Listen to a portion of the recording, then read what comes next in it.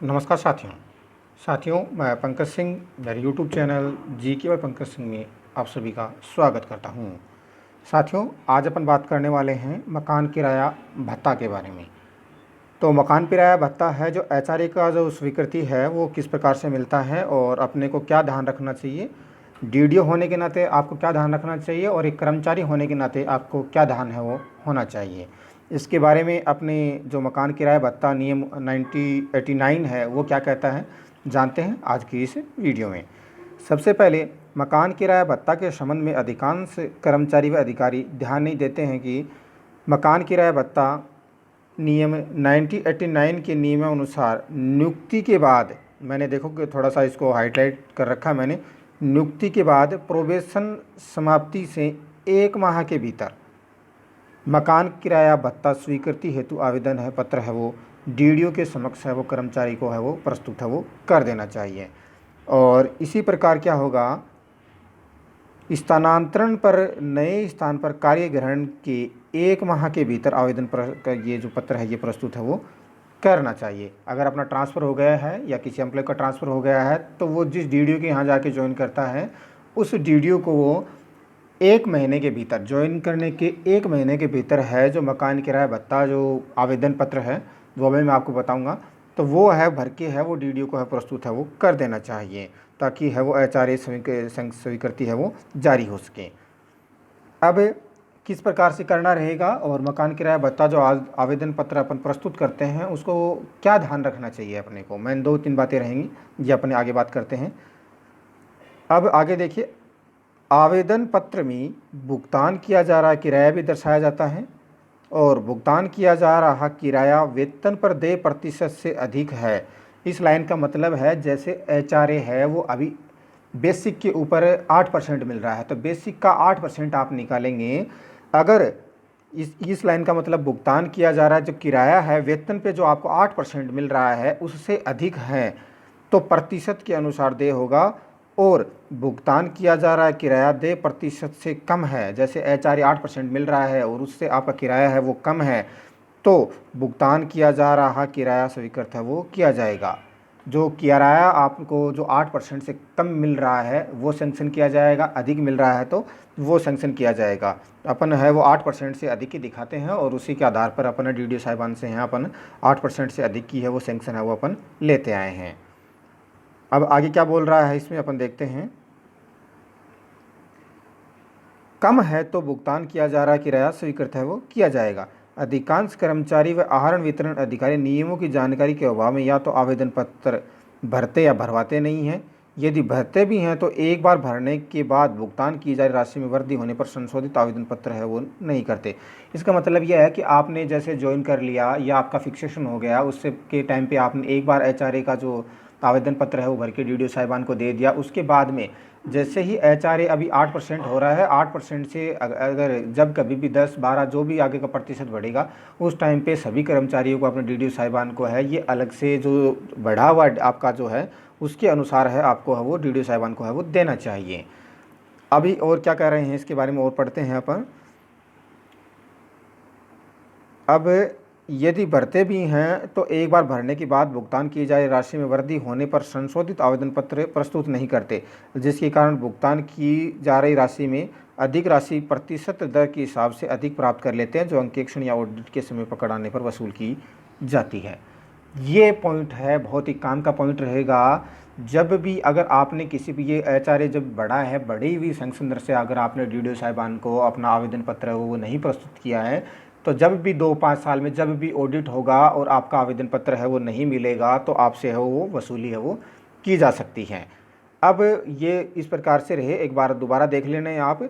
और बाकी मैं ये जो अभी आपको ये पीडीएफ दिखा रहे हैं मैं ये वीडियो डिस्क्रिप्शन में साथ में अटैच कर दूंगा ये, और जो एचआरए स्वीकृति का जो फोरम है वो भी मैं इसके साथ में डिस्क्रिप्शन में अटैच कर रहा हूँ। पहले एक बार अपन उसको देख लेते हैं कि क्या क्या उसमें अपने को भरना होता है।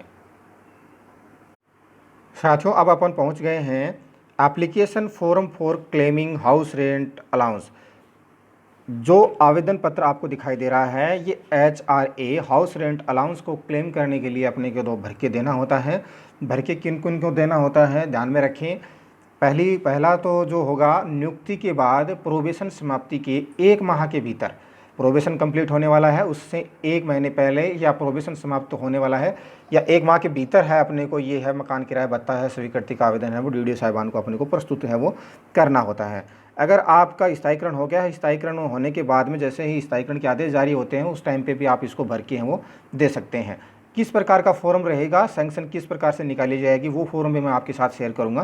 पहले अपन इसके बारे में डिटेल्स के बारे में जान लेते हैं कि इनको अपने को क्या क्या है इसमें हाउस रेंट अलाउंस के इसमें फॉर्म में अपने को क्या क्या है वो भरना रहता है। सबसे पहले अपन नाम भरेंगे, कार्मिक अपना नाम भरेगा।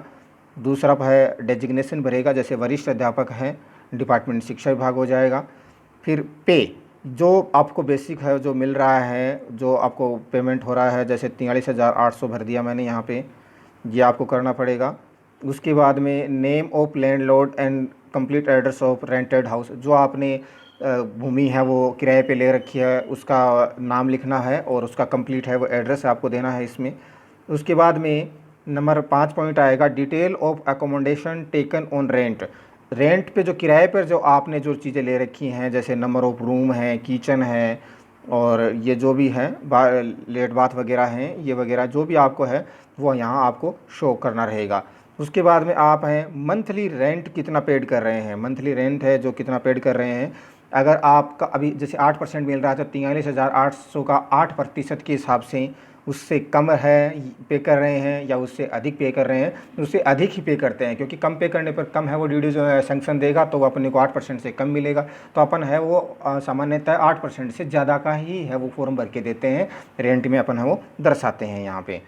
नेक्स्ट का जो अपना रहेगा, amount of house rent allowance claimed as admissible under rule. ये जो हाउस रेंट अलाउंस जो क्लेम है, जो ये यहाँ अमाउंट भरा जाएगा वो, और whether certificates required under rules are attested. मकान किराया भत्ता रसीद है वगैरह, जो पैन कार्ड की कॉपी है वगैरह, डीडीओ है, 2-3 चीज़ें आपसे मांगते हैं वो आप इसके साथ में ज़रूर है वो अटैच करना मत भूलिए, आप ज़रूर अटैच करेंगे। उसके बाद में कार्मिक यहाँ सिग्नेचर करेगा, अपनी पोस्ट लिखेगा, डिपार्टमेंट है जो शिक्षा विभाग है अपन वो लिख देंगे। इसके बाद में देखिए सर्टिफाई करेगा डीडीओ इस चीज़ के लिए, तो यहाँ हाउस रेंट अलाउंस ये यहाँ रुपीज़ है, ये सैंक्शन कर देंगे कि 8% के हिसाब से जो आपको मिल रहा है वो सैंक्शन कर देंगे, या डीडीओ सिग्नेचर कर देंगे, डेट कर देंगे, और यहाँ जो आपका जो डिस्पैच नंबर है वो डिस्पैच नंबर अटैच करके आपको सैंक्शन है वो दी जाएगी। और उसके बाद में कॉपी है वो फॉरवर्ड की जाएगी, जो किसको जिस चीज़ को फॉरवर्ड करनी है, यहाँ सिग्नेचर और डेजिग्नेशन भी यहाँ लिखे दिया जाएगा। उसके बाद में देखिए सर्टिफिकेट है, आई सर्टिफाई एट, ये आपको भरना होता है इसमें। तो 2 पेज का ये फॉर्म रहता है, यहाँ सिग्नेचर और कार्मिक को ये भरना होता है इस चीज़ के लिए। तो जो जो चीज़ें यहाँ आपके लिए लागू होती हैं वो आप इसमें सर्टिफाई करेंगे और भर के हैं वो डीडी साहिबान को आप देंगे, ताकि वो आपके जो एचआरए का जो स्वीकृति आदेश है वो जारी कर सकें। अब इसके बाद में एक पॉइंट और बचता है, जो एचआरए का जो स्वीकृति आदेश जो आप निकलवाएंगे उसका फॉर्मेट क्या रहेगा। डीडी साहिबान जैसे फिक्सेशन हो रहा है किसी कार्मिक का, और जो अभी मुख्यतः आप मेनली जैसे एलडीसी 2013 के जो कर्मचारी हैं उनका प्रोबेशन कंप्लीट हो रहा है, तो वो अपने डीडी साहिबान से वो किस प्रकार का फॉर्म भर के और कैसे कैसे वो अपना सैंक्शन है वो निकलवाएंगे। एक बार मैं उसकी आपको लैंग्वेज दिखा देता हूँ ताकि आपको किसी प्रकार की कोई परेशानी नहीं हो। तो अपन चलते हैं उस पीडीएफ पे। साथियों, अभी जो आपके सामने दिखाई दे रहा है ये अपने को स्थायीकरण जब अपन करते हैं उस टाइम पे जिस कार्यालय आदेश के तहत अपन एचआरए की सैंक्शन देते हैं उस टाइम का जो आदेश का जो फॉर्मेट है वो आपके सामने प्रदर्शित हो रहा है। ये आपको बहुत काम आएगा और ये आप ध्यान रखें। देखिए किस प्रकार से लैंग्वेज रहेगा। श्रीमान जिला शिक्षा अधिकारी माध्यमिक मुख्यालय कौन जो भी आपका डिस्ट्रिक्ट रहेगा उसके दे देंगे, और स्थायीकरण जिस आदेश क्रमांक के अनुसार हुआ है वो आप यहाँ दे देंगे, और जिस स्थायीकरण का जो डेट रहेगा आप वो डेट है वो इसमें डालेंगे, यहाँ डेट दे देंगे। इसके द्वारा स्थानीय विद्यालय में नियुक्त कार्मिक उस कार्मिक का नाम देंगे जिस कार्मिक का स्थायीकरण आप करने जा रहे हैं। तो यहाँ पद में जैसे कनिष्ठ सहायक लिखा हुआ है यहाँ पे, तो इसका परिवीक्षा समाप्ति पश्चात स्थायीकरण किए जाने के कारण राजस्थान सिविल सेवा पुनरीक्षित नियम 2017 मकान किराया भत्ता नियम F64 FD रूल 2017 जयपुर दिनांक 30/10/2017 के अनुसरण में कार्मिक को मूल वेतन का 8% मकान किराया भत्ता नियमानुसार स्वीकृत है वो किया जाता है। इस प्रकार की आप लैंग्वेज इस्तेमाल करेंगे, और ये इस प्रकार करने के बाद में आप नीचे ये कि टेबल बनाएंगे। टेबल में क्रम संख्या, कार्मिक का नाम रहेगा, परिवीक्षा काल पूर्ण होने पर स्थायीकरण की जो डेट आएगी वो आएगी, यहाँ लेवल आएगा, मूल वेतन आएगा और 8% के हिसाब से आप मकान किराया भत्ता स्वीकृत करेंगे। 8% तभी स्वीकृत करेंगे जब आप HRA का फॉर्म है वो भर के देंगे, उसमें आपकी जो राशि है वो बेसिक के 8% से ज़्यादा होगी और DDO साहिबान आपको 8% से ज़्यादा की उसकी सैंक्शन दे देते हैं, तभी यहाँ भरा जाएगा वो मकान किराया भत्ता देती थी। जैसे अब इसको देख लेते हैं एक बार किस प्रकार रहेगा। नाम लिख दिया, XYZ जो भी रहेगा। स्थायीकरण की डेट आ जाएगी जो आपकी आने वाली है, जिस लेवल में जैसे 3rd ग्रेड का हो रहा था, LTL में आपका हो रहा है, मूल वेतन 33,800 होता है, वो कर देंगे। अब 33,800 का जो 8% है वो यहाँ आ जाएगा और स्वीकृत जो मकान किराया भत्ता दे तिथि स्वीकृत है, जिस दिन स्थायीकरण हुआ है उससे पहले भी आप स्वीकृत कर सकते हैं और जिस दिन आप इसका आदेश निकाल रहे हैं उस टाइम पे भी इसको कर सकते हैं। अब ये कोई दिक्कत नहीं है इसकी क्योंकि आप जिस तारीख से मकान किराया भत्ता दे रहे हैं उस डेट से पहले ही ये स्थायीकरण ये इस प्रकार का आदेश है, ये आपके पास में कंप्लीट है वो होना चाहिए। और उसके बाद में आप अपने DDO साहिबान के यहाँ सिग्नेचर करवा लेंगे। सिग्नेचर यहाँ हो जाएंगे, सिग्नेचर के बाद में यहाँ जो क्रमांक आ जाएंगे, डिस्पैच हो जाएगा और जिस डेट में आप डिस्पैच करेंगे वो डेट आ जाएगा। उसके बाद में इसकी प्रति है वो आप किस किस को भेजना चाहते हैं उस हिसाब से टैकल कर लेंगे और नीचे फिर दोबारा से आप यहाँ DDO साहिबान के यहाँ 2 जगह सिग्नेचर हो जाएंगे। एक बार तो ये प्रतिलिपि को प्रेषित करने के नाम पर हो जाएंगे और ये ऊपर वाले सैंक्शन के नाम पर हो जाएंगे। इस प्रकार का ये आदेश रहेगा आपके लिए। तो कोशिश किया है कि मैंने आपको पूर्णतः समझाऊं कि HRA का सैंक्शन किस प्रकार से लिया जाता हो। एज ए DDO होने के नाते भी आपको किसी प्रकार की कोई प्रॉब्लम का सामना नहीं करना पड़े और एज ए कार्मिक होने के नाते भी आपको इस HRA के झंझट से आपको कभी भी है इस प्रकार की किसी प्रकार की परेशानी है वो आपको सामना ना करना पड़े। कोशिश मेरी ये रही कि आपको पूर्णतः समझा पाऊँ। अगर आपको मेरा वीडियो है ये अच्छा लगा है तो आप लाइक शेयर ज़रूर कीजिए। इसी के साथ मैं अपना वीडियो यहीं समाप्त करता हूँ। धन्यवाद।